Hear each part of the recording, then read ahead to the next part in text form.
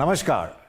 SME express के session में हम माइक्रो स्मॉल मीडियम एंटरप्राइजेस के एक प्रमुख चैलेंज डिलेड पेमेंट्स पर फोकस करेंगे।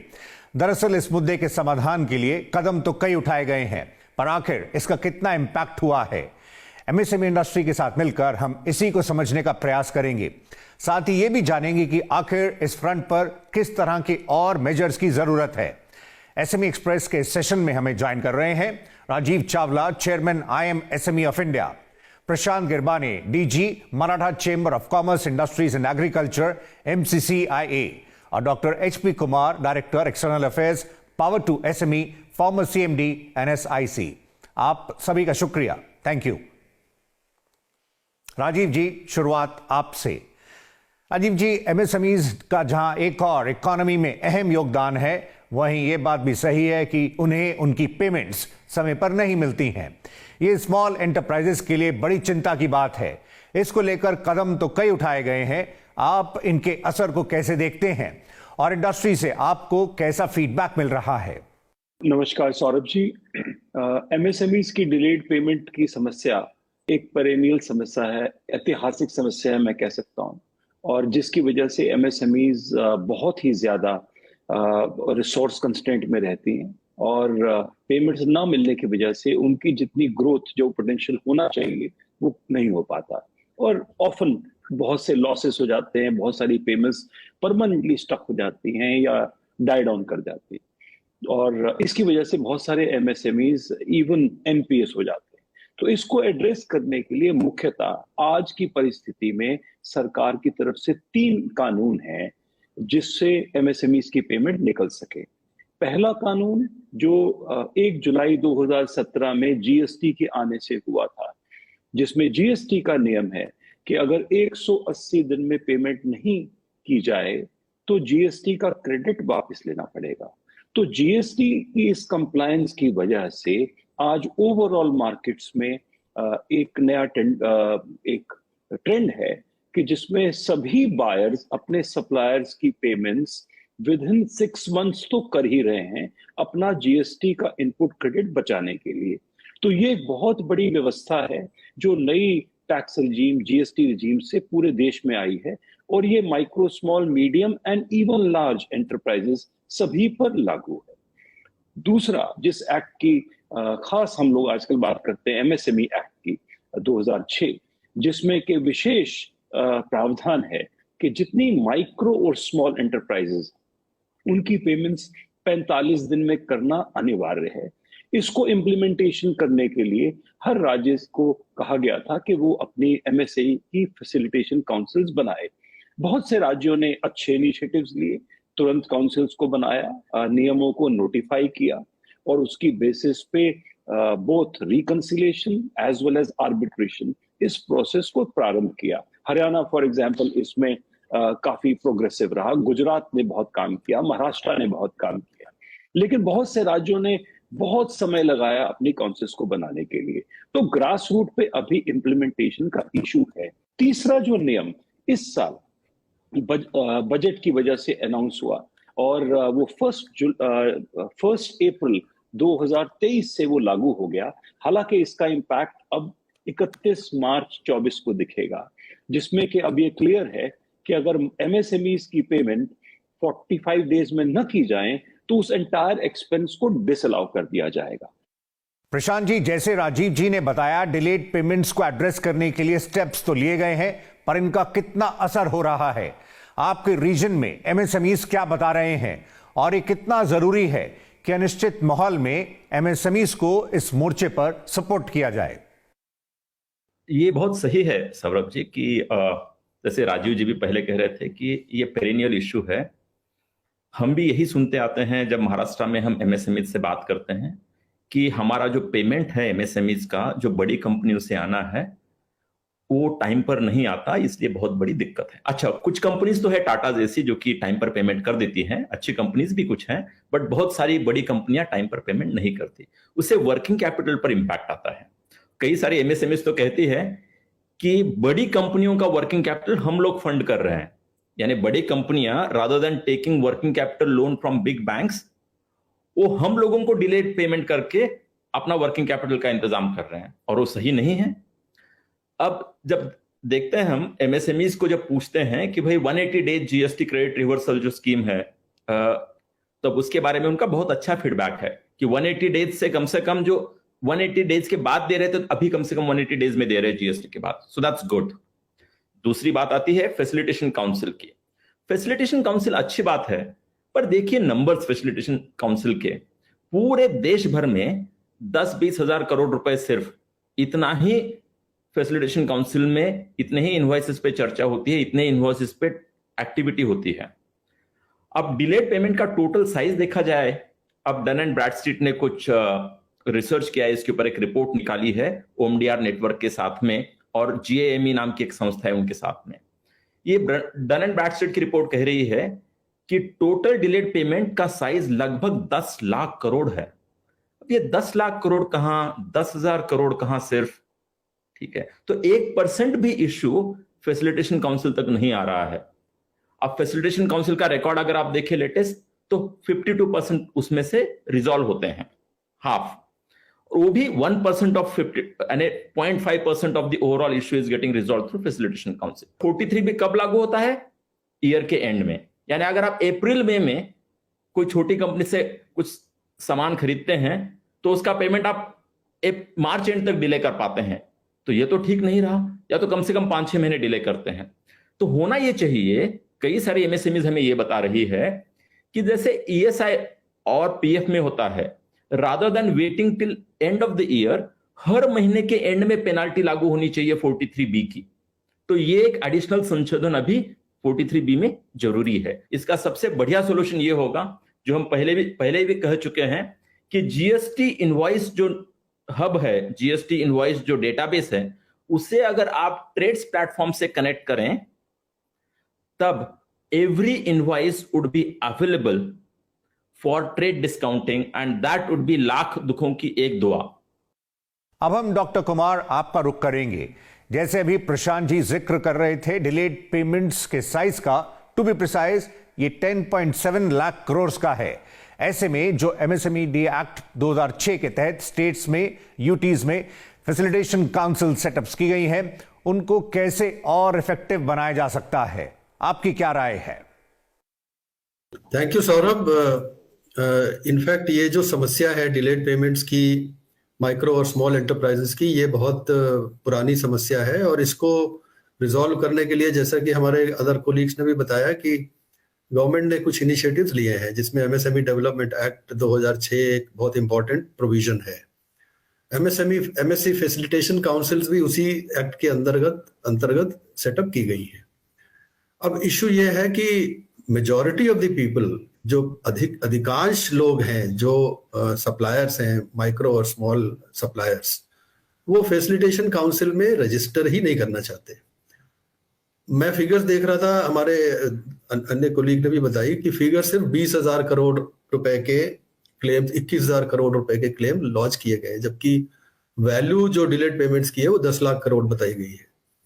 अब यहाँ पे जो गैप है वो मेनली इसी वजह से है कि सेलर, माइक्रो और स्मॉल एंटरप्राइज, अपने बायर से, जो कि एक बड़ी संस्था होती है, बड़ी कंपनी, कॉर्पोरेट या और लार्ज बायर है, उससे वो बहुत अधिक डिस्प्यूट में नहीं जाना चाहता, क्योंकि उनके ऑर्डर्स के ऊपर, उनकी मार्केट के ऊपर असर पड़ता है।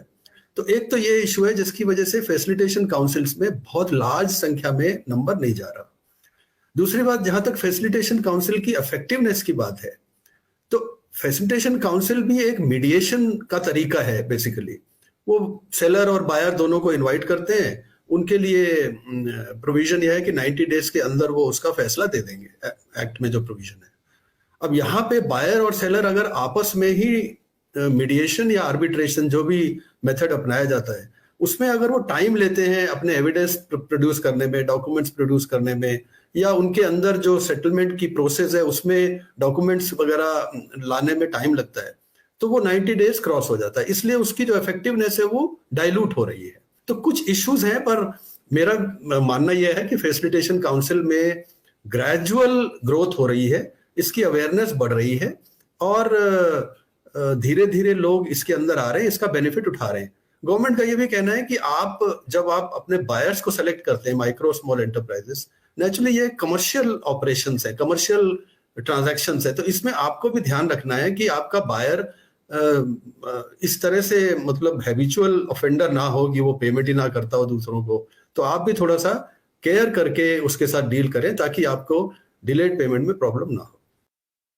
राजीव जी, जैसे डॉक्टर कुमार बता रहे हैं, रिपीट ऑर्डर्स के कारण कई बार एमएसईज डिस्प्यूट अवॉइड करते हैं। वहीं यह बात भी रखी गई है कि एमएसएमईज अपने बायर्स को चेक कर आगे बढ़े। पर हम ये भी देखते हैं कि डिलेड पेमेंट्स में तो गवर्नमेंट डिपार्टमेंट्स भी शामिल हैं। तो डिलेड पेमेंट्स के निपटारे के लिए जो फैसिलिटेशन काउंसिल्स हैं, उसका आप भी लंबे समय से हिस्सा रहे हैं। ऐसे में आप हमें यह बता सकें कि स्टेट्स, यूनियन टेरिटरी से फैसिलिटेशन काउंसिल की संख्या बढ़ाने की बात कही गई थी for quicker disposal of cases. इस पहलू पर आपकी राय? सौरभ जी, इनफैक्ट हालांकि इसका एग्जैक्ट आंकड़ा मेरे पास नहीं है, क्योंकि 10.8 लाख करोड़ की ओवरऑल आउटस्टैंडिंग पेमेंट्स हैं जो एक सर्वे कहता है। लेकिन ऐसा एक्सपीरियंस हमारा ये बताता है कि ये अधिकतर जरूर गवर्नमेंट सेक्टर से ही डिलेड हैं। Municipal corporations, defence, railway, public sector undertaking, government purchases, government contracts, इसमें बहुत पैसा डिले होता है। एक परमानेंटली डिले की एक इशू है। बहुत से जो हमारे सप्लायर्स हैं, कॉन्ट्रैक्टर्स हैं, वो बैंक गारंटीज खोलते हैं, उनकी बैंक गारंटीज रिलीज नहीं होती हैं, और एक परमानेंटली एक इशू बना चला आ रहा है, एक ट्रेंड चला आ रहा है। इसको एड्रेस करने का पहला जो बहुत बड़ा हमने इनिशिएटिव देखा, वो देखा कोविड के दौरान। आत्मनिर्भर भारत का जो पैकेज एमएसएमई सेक्टर की रिवाइवल और सपोर्ट के लिए गवर्नमेंट ने दिया, तो उसमें मिनिस्ट्री ऑफ फाइनेंस ने सभी पब्लिक सेक्टर अंडरटेकिंग्स और एंटरप्राइजेस को उन्होंने आदेश दिया और फंडिंग भी दी कि वो एमएससीज की पेमेंट 45 डेज के अंदर कर दें। तो एक बहुत बड़ी राशि उस दौरान एमएससीज के पास आई। उनमें से कुछ पब्लिक सेक्टर अंडरटेकिंग्स अभी हैं जिन्होंने अब रेगुलर पेमेंट्स का एक पैटर्न बना लिया है, लेकिन बहुत से म्यूनिसिपल कॉर्पोरेशंस, बहुत से government undertakings, government contracts, PWD departments, इन सब में बहुत ही ज्यादा डिले है। इसको एड्रेस करने के लिए अभी जेम्स पोर्टल ने हाल ही में कुछ इनिशिएटिव्स लिया है, क्योंकि जेम्स पोर्टल के दौरान जो गवर्नमेंट प्रोक्योरमेंट हो रही है उसमें अब पेमेंट्स का, टाइमली पेमेंट्स को भी रेगुलरली मेजर किया जा रहा है। और मुझे उम्मीद है कि इस टेक्नोलॉजी के माध्यम से एक प्रेशर बनना प्रारंभ हो जाएगा गवर्नमेंट अंडरटेकिंग्स पर, ताकि वो समय से पेमेंट करें। मैं मल्टीपल डेस्क के बारे में फैसिलिटेशन काउंसिल की मैं ये जरूर बताता हूँ कि बहुत सी स्टेट्स ने मल्टीपल डेस्क का प्रावधान किया है। उत्तर प्रदेश ने हर डिवीजन में एक फैसिलिटेशन काउंसिल को बनाया है। हरियाणा ने हाल ही में एक नया निर्णय लिया है और नोटिफिकेशन जारी किया है कि 20 लाख तक की पेमेंट का जो रेजोल्यूशन है वो जिला स्तर पे होगा और हर डिस्ट्रिक्ट इंडस्ट्री सेंटर में एक फैसिलिटेशन काउंसिल बनाई जाएगी। तो अगर 22 जिले हैं हरियाणा में, तो 22 फैसिलिटेशन काउंसिल 20 लाख तक के केसेस को देखेगी। एक बड़ी इंपॉर्टेंट चीज मैं कहना चाहूंगा, लॉज इतने प्रोटेक्टिव भी ना हो जाएं कि लार्ज बायर्स एमएससीज को अवॉइड करें उनसे सप्लाई। अभी हाल ही में एक बहुत बड़ी कंपनी ने मुझे कंसल्ट किया और बहुत सारे इश्यूज प्रोक्योरमेंट प्रोसेस को उन्होंने समझा। स्पेशली 43B का जो इनकम टैक्स का भी एक्ट में चेंजेस आए हैं, और उन्होंने तो ये तय कर लिया कि हमेशा अवॉइड करेंगे purchases from small suppliers, micro and small, और 50 करोड़ से ऊपर की कंपनी को ही वो इसमें से अपनी परचेजेस करेंगे। राजीव जी, आपका कहना भी सही है कि लार्ज कंपनीज ओवर रेगुलेशन की सूरत में एमएससी से दूरी भी बना सकती हैं। आइए आगे बढ़ते हैं। प्रशांत जी, सीपीएसईज और वो सभी कंपनीज जिनका टर्नओवर 500 करोड़ और उससे ज्यादा है, उनके लिए सरकार की ओर से इंस्ट्रक्शंस थी कि ट्रेड्स प्लेटफॉर्म पर ऑनबोर्ड हो, ताकि मल्टीपल फाइनेंसर्स के जरिए ट्रेड रिसीवेबल्स के डिस्काउंटिंग को फैसिलिटेट किया जा सके। इसको आखिर कैसे गति दी जा सकती है? एमएसएमईज को सपोर्ट करने के लिए बहुत सारे इनिशिएटिव्स अनाउंस किए गए नवंबर 2018 में, 5 साल पहले।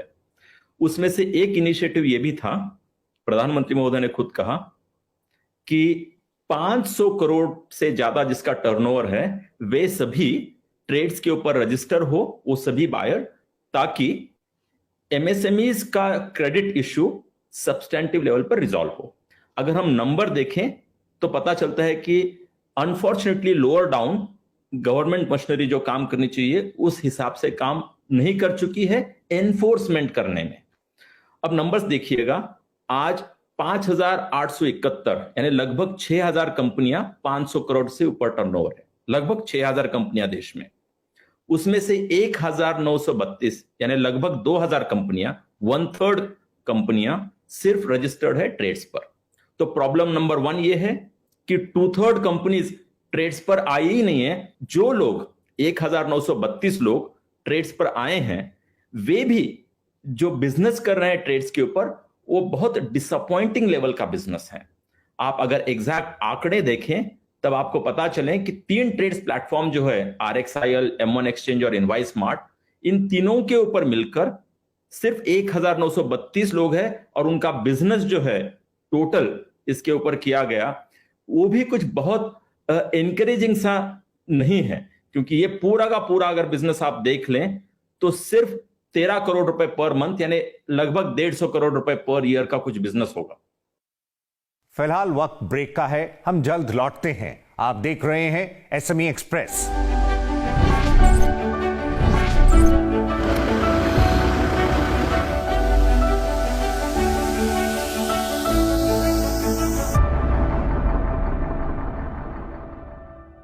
वेलकम बैक, आप देख रहे हैं एसएमई एक्सप्रेस। आज हम फोकस कर रहे हैं डिलेड पेमेंट्स पर। आइए आगे बढ़ते हैं। जैसे एमएसएमई की रिवाइज डेफिनेशन के तहत 250 करोड़ टर्नओवर तक की एंटरप्राइजेज एमएसएमई कैटेगरी में आती हैं। वहीं ट्रेड्स पर ऑनबोर्ड होने के लिए मिनिमम टर्नओवर 500 करोड़ से घटाकर 250 करोड़ करने का सुझाव भी रहे हैं। आप मानते हैं ऐसे में ट्रेड्स का दायरा काफी बढ़ सकता है?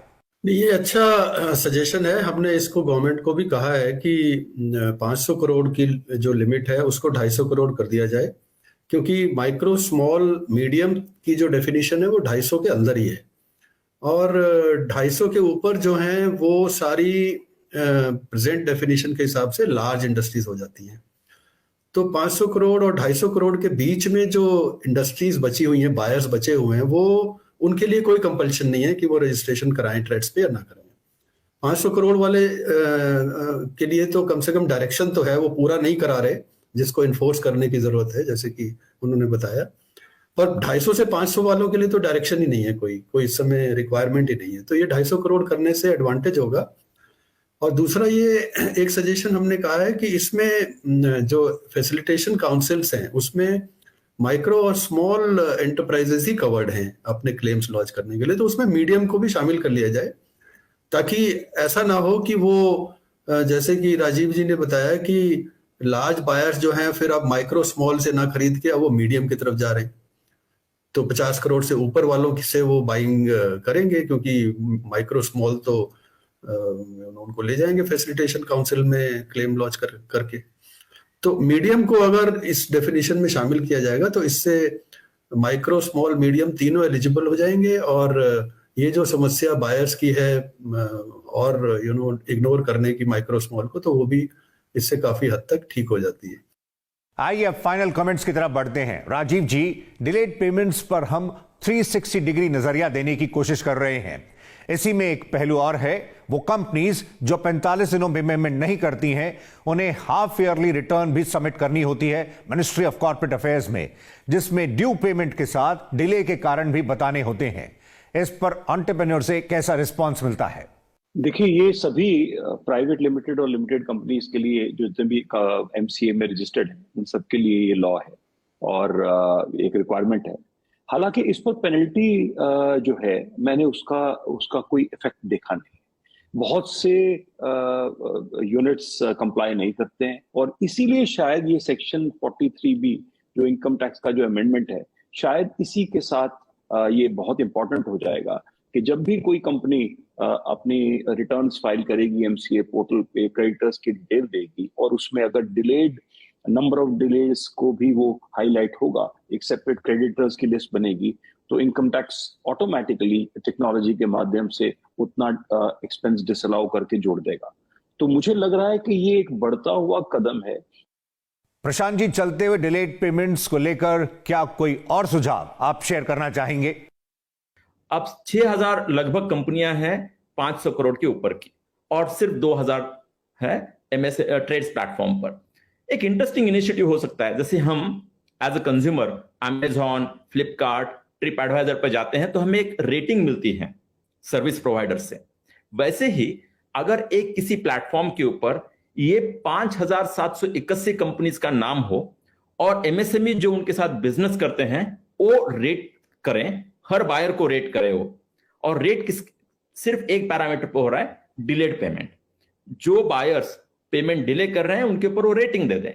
अब अमेजॉन पे होता है, फ्लिपकार्ट पर होता है, ट्रिप एडवाइजर पे होता है, तो यहां पे क्यों ना हो, ताकि लगभग 500 यानी 10% जो अच्छा कर रहे हैं उनको भी हम प्रमोट करें।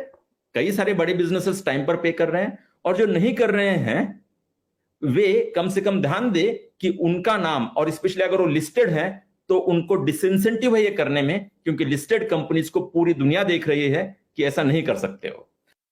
डॉक्टर कुमार, इस दौर में एमएसएमईज को वर्किंग कैपिटल पर सपोर्ट की उम्मीद है, आपका लास्ट वर्ड। अब यहाँ पे ट्रेड्स के माध्यम से इसको काफी हद तक रिजॉल्व किया जा सकता है। ट्रेड्स में जैसे कि एग्जिस्टिंग मैकेनिज्म है, केवल बायर्स की क्रेडिट और क्रेडिट वर्दीनेस के ऊपर बिल डिस्काउंटिंग की जाती है, इनवॉइस डिस्काउंटिंग।